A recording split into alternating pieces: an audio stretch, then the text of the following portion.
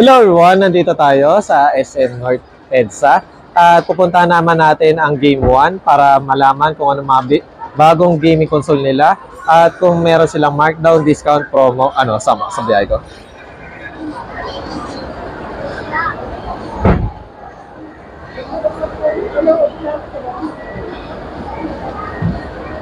Hello everyone, nandito tayo sa SM North at nasa Game 1 tayo para tingnan at malaman natin kung ano mga bagong gaming console, mga bagong laro at kung nagkaroon sila ng discount or markdown.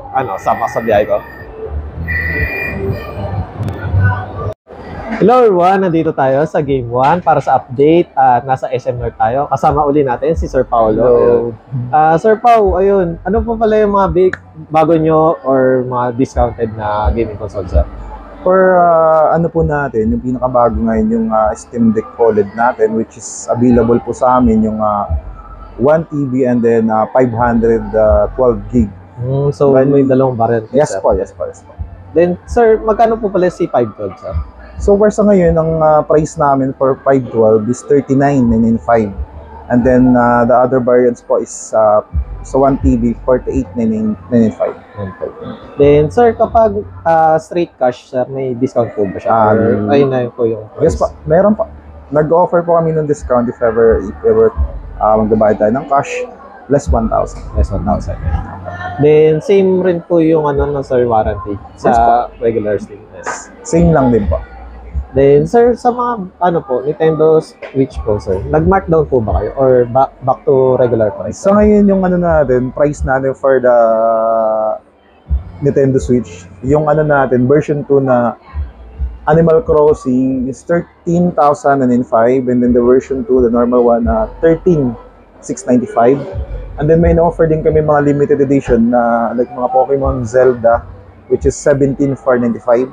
And then OLED naman po, with available po sa amin yung neon and then white color, 15,195. If ever naman ikakash natin, 14,000 flat. 14,000. And then meron din kaming available na light, Nintendo Lite, 9,995, including na po yung games na Animal Crossing. Then sir, sa mga laro po, ano po yung pinakabago nyo? Sa ngayon, ng mga natin, pinaka-latest games natin for Nintendo Switch, meron tayong Batman, ito kalabas lang to last month, and then Hogwarts, din pa rin yung natin, Super Mario Wonders, and then Super Mario RPG, yan po. So far sa ngayon, yan po yung mga natin, mga new games for Nintendo Switch. Ayun, sir. At bago tayo pumunta sa iba pang console, sir, yun, may nagtanong kasi sana isang viewer, sir, na kung sakali, sa tingin nyo yung, personal opinion lang nyo, sir, kung Nintendo Switch Pro or Nintendo Switch 2 ang ilalabas po this year, sir? So far, wala pa sa aming ina-advise regarding dun sa bagong parating na version 2 or regarding sa Switch, wala pa sa amin memo or ini-advise galing kay Nintendo Switch. Apo. Once naman magkaroon kami ng ma-inform kami, mag-a-announce naman kami sa page namin or sa natin. Kaya abang-abang lang kayo. Huwag kayo munang maniwala sa mga nagpo-post na mayroon. Wala pa talaga. Wala pa. Then sir, next po tayo sa PlayStation 5 naman, sir. Sir, sa PlayStation 5, ano po pala yung mga bago niyong laro, sir? Sa ngayon yung PlayStation 5 games natin, pinakabago, una dyan yung Avatar natin. At the same time, meron tayong Game of the Year, yung Baldur's Gate. Ito, yung pinakabago natin yan. Sa tingin nyo, sir, talagang number 1 ba talaga dapat? Magandang games yan. Yan ang Game of the Year natin.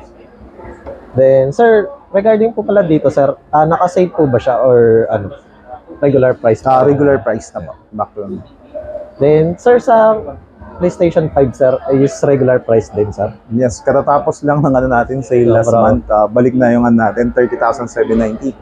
Okay, sir. And then yung pag-cash naman, 29,500. Then, regarding pala sa PlayStation 5, sir, is may naghahanap kasi ng mga slim, sir. Kung may slim. Yes. So far, marami talaga naghahanap dito sa amin ng slim, PS5 Slim.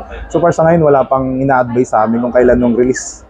Saka hindi pa kami nag-pre-order regarding yun. Once naman magkaroon kami ng memo or ma-advise kami, mag-a-announce din naman kami sa mga Facebook at sa mag-a-ano. Kumbaga si Sony na mismo yung mag-a-ano. Yeah. Abang-abang na lang Abang-abang rin na kayo. lang. Oo. So far sa Wala. pagkakaano ko, sa Japan pa lang na-release. Ayan. Kumbaga sa Pilipinas, hindi pa. Yeah. Then, syempre sir, ano is ROG Ally, sir? May markdown po ba kayo or ano, sir? Yun as usual sa ROG Ally natin, yung extreme natin, since limited stock lang man natin, same pa rin yung price, 43,995. Which is dun sa Z1 naman, yun yung naka-price down sa atin ngayon. From 13,995 ngayon, nasa 34,995 na lang.